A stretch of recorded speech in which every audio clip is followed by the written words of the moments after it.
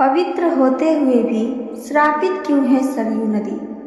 क्या आपने कभी सोचा है, जब भगवान राम ने अपना अवतार पूरा कर लिया तब उन्होंने इस धरती को कैसे छोड़ा? और जब भगवान शिव को यह ज्ञात हुआ तो उनके हृदय में कैसी वेदना जगी? कैसे एक भक्त ने अपने आराध्य के वियोग में एक पवित्र नदी को श्राप दे डाला? यह कथा है प्रेम की, वेदना की और उस गहरे संबंध की जो राम और शिव को जोड़ता है। एक ऐसी कथा जिसे सुनकर आपका हृदय भी भावुक हो उठेगा। तो आइए आज सुनते हैं भगवान राम के वैकुंठ गमन और भगवान शिव के श्राप की वह रहस्यमय घटना। यह कथा भगवान राम के वैकुंठ गमन और भगवान शिव द्वारा सरयू नदी को श्राप देने से जुड़ी हुई है, जो एक अत्यंत रोमांचक और भावुक घटना है। यह कथा न केवल भगवान राम और भगवान शिव के बीच के संबंधों को दिखाती है, बल्कि एक गहरी धार्मिक और पौराणिक धारा को भी उजागर करती है। जब भगवान राम ने अपना दिव्य कार्य समाप्त किया और पृथ्वी पर अपने अवतार के उद्देश्य को पूरा किया, तब उन्होंने अयोध्या के लोगों से कहा कि अब उनका समय समाप्त हो चुका है। उन्होंने यह घोषणा की कि वह अब वैकुंठ लौटने के लिए सरयू नदी में प्रवेश करेंगे। यह सुनकर अयोध्या में शोक की लहर दौड़ गई, क्योंकि सभी लोग यह जान चुके थे कि अब भगवान राम अपने दिव्य धाम लौटने वाले हैं। राम ने सरयू नदी के किनारे पर जाकर अपने भाई लक्ष्मण और अन्य भक्तों से विदाई ली। उनके साथ पूरा अयोध्यावासी भी दुखित था, क्योंकि राम का पृथ्वी से प्रस्थान करने के लिए अत्यंत कष्टकारी था। भगवान राम ने अपने दिव्य शरीर को त्यागने के बाद सरयू नदी में प्रवेश किया और उनका शरीर धीरे धीरे जल में समाहित हो गया। इस दृश्य को देखकर पूरा अयोध्या रो पड़ा। नदी के पानी में भगवान राम का दिव्य शरीर समाहित हो गया और भगवान राम अपने वैकुंठ धाम वापस लौट गए।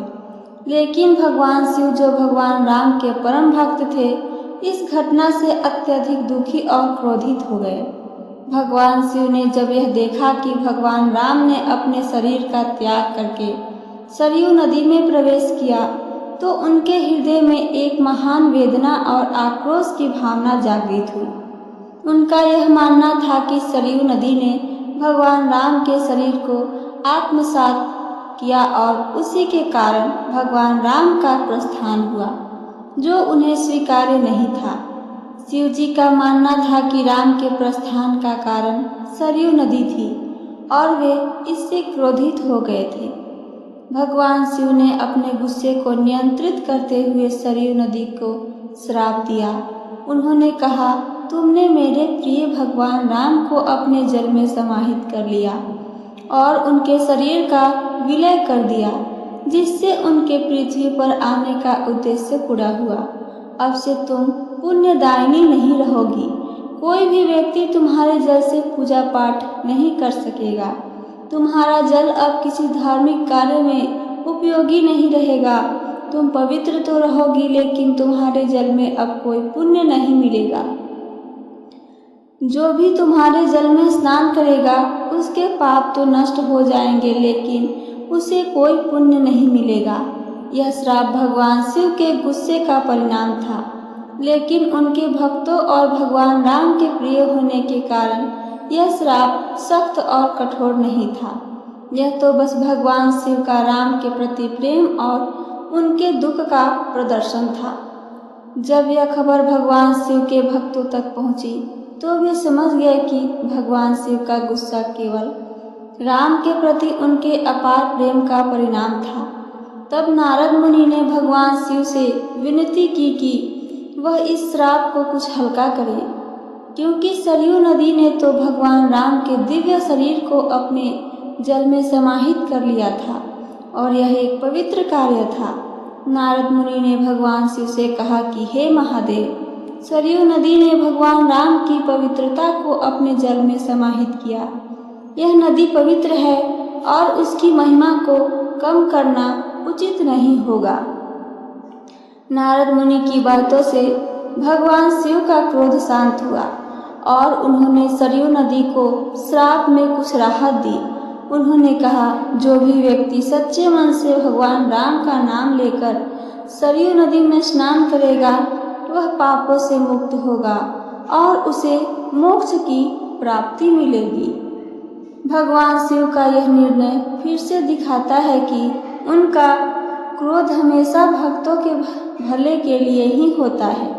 सरयू नदी का जल अब भी पवित्र माना जाता है और वहाँ स्नान करने से पापों का नाश होता है, लेकिन पुण्य की प्राप्ति के लिए भगवान राम का स्मरण करना आवश्यक हो गया।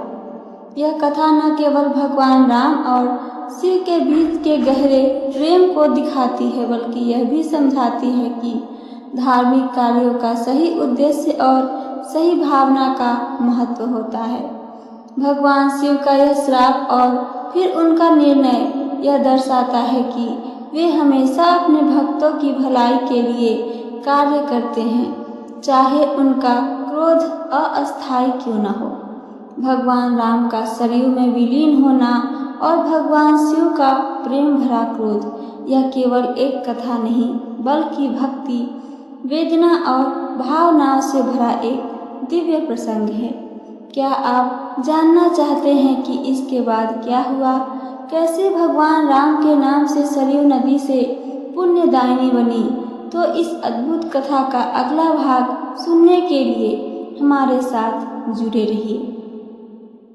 वीडियो को लाइक करें, चैनल को सब्सक्राइब करें और कमेंट में हर हर महादेव लिखकर बताएं कि आप अगली कड़ी का इंतज़ार कर रहे हैं, क्योंकि अगली कड़ी में हम लेकर आएंगे एक और दिव्य रहस्यमयी कथा और अनकही पौराणिक घटना।